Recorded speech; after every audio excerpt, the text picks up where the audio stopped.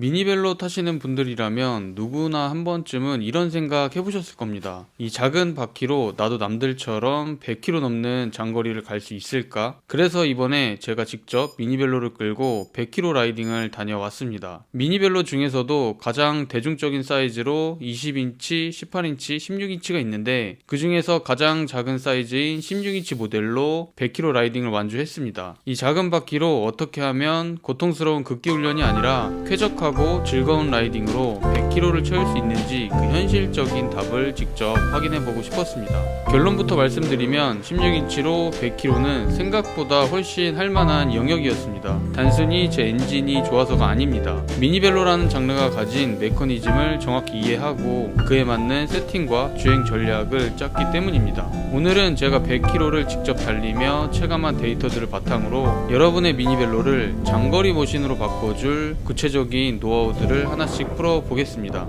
먼저 오늘 타고 갈 미니벨로를 간단하게 소개해 드리겠습니다. 바로 다운 보드워크 X8입니다. 아마 미니벨로를 타시는 분들에겐 아주 익숙한 이름일 겁니다. 다온의 스테디셀러 모델인데 이 녀석은 20인치가 아닌 16인치입니다. 스펙을 간단히 짚어보자면 프레임은 진동 흡수가 좋은 크로몰리 소재고요. 변속기는 11-32T 스프라켓 조합에 다온 8단 구동계가 들어갔습니다. 브레이크는 정비성이 좋은 림브레이크 방식입니다. 기본적으로 구름성이 뛰어난 실드 베어링 휠셋이 장착되어 있습니다. 규격은 브롬톤과 같은 349 사이즈인데 16인치 중에서는 주행 효율이 가장 좋은 규격입니다. 여기에 프레임에 힘 전달력을 높여주는 델텍 케이블까지 적용되어 있고 오늘 라이딩을 위해 순정해서 바뀐 부분은 3가지 뿐입니다. 우선 타이어를 고속 주행에 최적화된 슈발베 마라톤 레이서로 튜닝한 상태고요. 장거리 라이딩에 필수인 가방을 걸기 위한 캐리어 블록, 제 페이스를 체크할 속도계 거치대만 따로 달았습니다.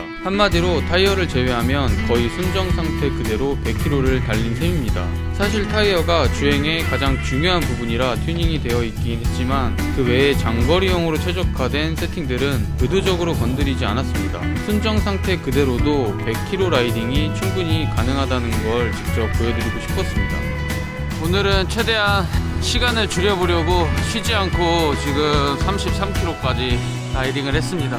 제가 거의 라이딩을 하면서 영상 촬영을 안 한 적이 없었기 때문에 같은 거리를 라이딩을 해도 가다 서다를 반복하면서 이렇게 영상 촬영을 중간중간 해버리면 초반에 거의 지쳐서 마지막 가서 엄청 힘들더라고요. 그래서 오늘은 거의 쉬지 않고 계속 33km 정도 라이딩을 했습니다.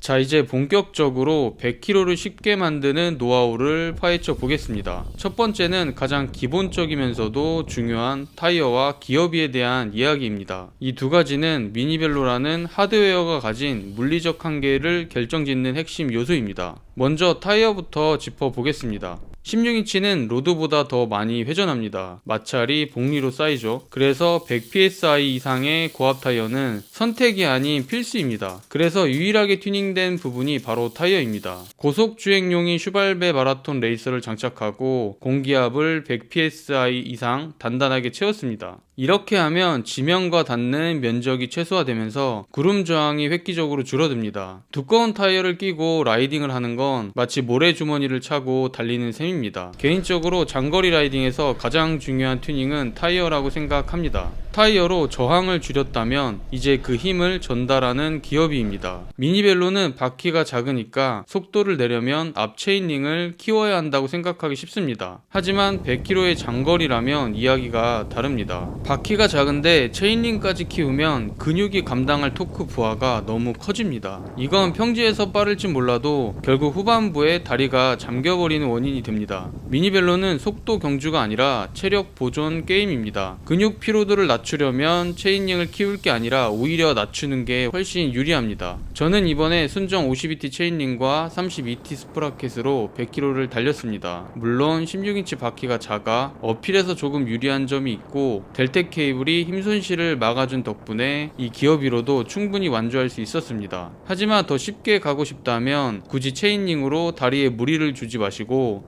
20ET 이하의 적정 체인링을 쓰고 대신 뒤 스프라켓 티수를 최대한 확보하시는 게 좋습니다. 언덕에서 힘으로 버티는 순간 그날 라이딩은 끝입니다. 어떤 언덕이든 앉아서 체력을 아끼며 넘어야 합니다. 여기서 아낀 에너지가 평지 시속 20km의 항속을 만드는 진짜 연료가 됩니다. 바퀴가 작다고 큰 체인링을 고집하지 마시고 핵심은 속도가 아니라 피로도를 낮추는 기어비입니다.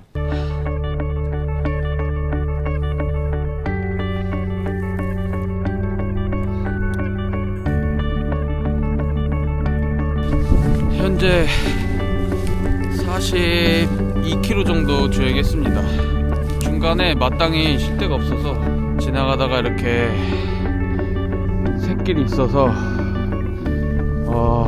경치도 좋고, 오늘 제가 타고 나온 다혼 보드워크 X8입니다.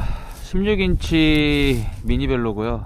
미니벨로 중에서도 유독 작은 그런 사이즈의 미니벨로인데 16인치 미니벨로도 이렇게 충분히 장거리 라이딩 하는데 크게 문제가 없다는 걸 보여드리고 싶어서 일부러 이렇게 보드워크 X8 모델을 타고 나왔습니다.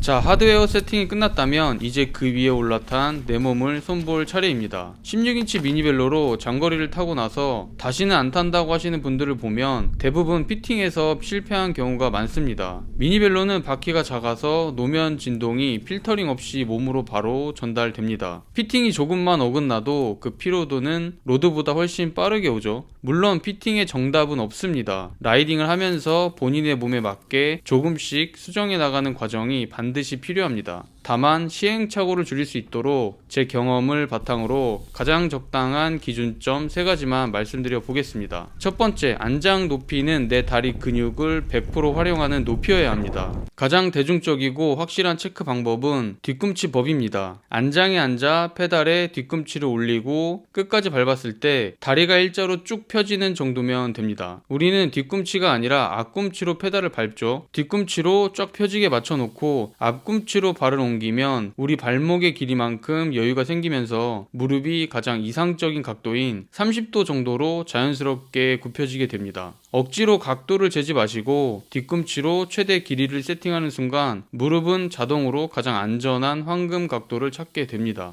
두 번째는 핸들 높이는 안장과 맞추는 것부터 시작해 보시면 좋습니다. 로드처럼 낮출지 마실용처럼 높일지 고민되실 겁니다. 제 경험상 가장 적당한 기준점은 안장 높이와 비슷하거나 핸들 높이가 아주 살짝 높은 정도였습니다. 상체 하중을 손목과 안장에 가장 고르게 배분하는 지점이라는 뜻입니다. 핸들이 너무 낮으면 손목과 어깨가 박살나고 너무 높으면 체중이 엉덩이에만 쏠려 안장통이 빠르게 올 겁니다. 이 중간 지점을 기준으로 본인에게 편한 높이를 찾아보시고 이 설정 하나가 100km의 주행 후 어깨와 손목 컨디션을 결정합니다.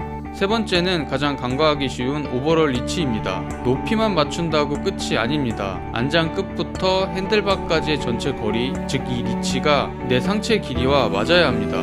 미니벨로는 보통 원 사이즈로 나오기 때문에 이 리치를 무시하고 타면 내 몸을 자전거에 억지로 구겨넣게 됩니다.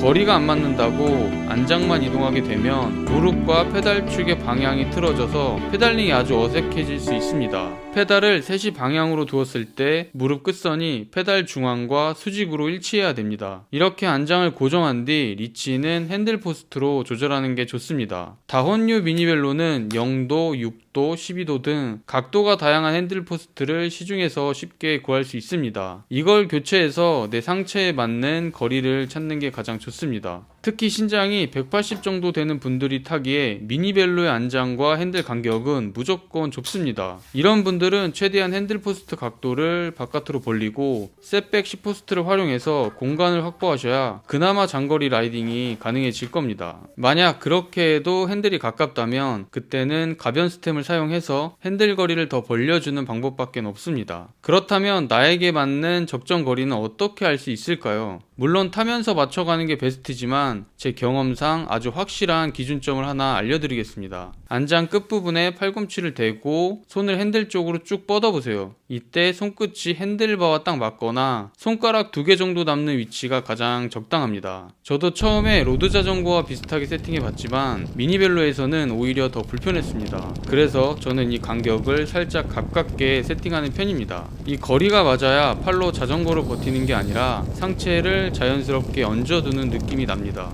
이 느낌을 찾아야 장거리 라이딩에서도 어깨 통증 없이 페달링에만 집중할 수 있습니다. 지금 68.64km 라이딩 했습니다. 이렇게 보시면 주행거리 68.64. 아직까지도 좀 버틸만 합니다. 오늘 100km 라이딩은 무난하게 완주를 할 것 같고요. 지금 이쪽 문희문화재단지 쪽 오기 전에 대청댐의 어필을 넘어와야 되는데 그쪽 구간이 좀 상당히 힘들었습니다. 기어비가 그렇게 좀 높은 그런 기어비는 아니라서 조금 힘들었는데, 그래도 이 미니벨로가 바퀴가 작기 때문에 아무래도 어필에서는 조금 유리할 수밖에 없습니다. 이제 마지막으로 아무도 말해주지 않는 16인치 항속의 비밀에 대해서 말씀드려 보겠습니다. 자, 이제 가장 중요한 질문에 답할 차례입니다. 그 작은 바퀴로 어떻게 시속 20km를 꾸준히 유지하느냐. 다들 미니벨로는 안 나간다고 생각하시죠? 이게 뭘 의미하냐면 사람들이 자전거의 관성만 알고 제가속의 효율을 모른다는 뜻입니다. 이론적으로 로드 같은 큰 바퀴가 관성이 좋아 속도 유지에 유리한 건 맞습니다. 하지만 그건 완벽한 평지에서 한 번도 안 멈출 때의 이야기입니다. 우리가 타는 실제 도로 환경은 어떤가요? 요철, 커브, 사람들, 그리고 미세한 경사가 계속 나옵니다.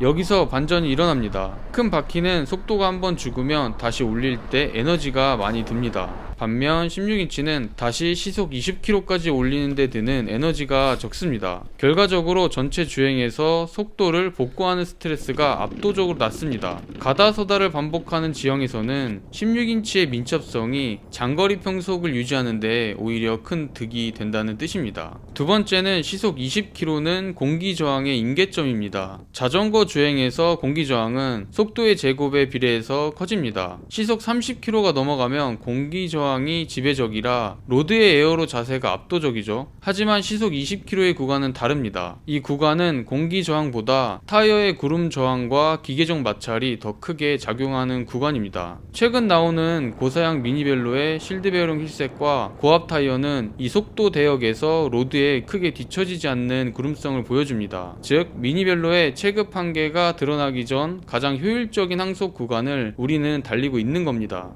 세 번째는 피지컬적 컴포트 존의 승리입니다. 로드를 타면 나도 모르게 로드니까 써야 한다는 압박감에 오버페이스를 하게 됩니다. 하지만 미니벨로는 시야가 트여 있고 자세가 편안합니다. 100km라는 장거리에서 가장 중요한 건 지치지 않는 페이스입니다. 16인치 미니벨로가 주는 심리적 여유와 편한 자세가 오히려 라이더로 하여금 가장 효율적인 20km와 항속 페이스를 꾸준히 유지하게 만듭니다. 억지로 쥐어짜는 고속 주행보다 여유롭게 유지하는 시속 20km가 결국 100km 지점에 더 건강하게 도착하게 만든 비결입니다. 미니벨로가 안 나간다는 말은 보통 저가형 생활차를 탔을 때의 기억입니다. 제대로 세팅된 16인치는 시속 20km 정도의 항속 주행에서 100km 정도는 로드와 경쟁해도 체력 소모 면에서 큰 차이가 없다는 게 제 판단입니다. 여러분도 이 편견을 깨는 즐거움을 꼭 느껴보셨으면 좋겠습니다. 오늘 제가 말씀드린 세팅과 전략만 챙기신다면 여러분의 16인치 미니벨로도 충분히 100km를 넘어 그 이상을 달릴 수 있습니다. 무심천 인증센터에 도착을 했고요. 이게 애초에 100km 코스로 제가 코스를 짰는데 중간에 제가 길을 잘못 든 건지 90km 구간에서 끝났습니다. 그래서 마지막 10km를 더 타고 100km를 채워서 최종적으로 100km 완주를 하고 마무리를 해보도록 하겠습니다. 오늘 영상은 여기까지입니다. 오늘 내용이 유익하셨다면 구독과 좋아요 부탁드리고요. 영상 끝까지 시청해주셔서 감사합니다.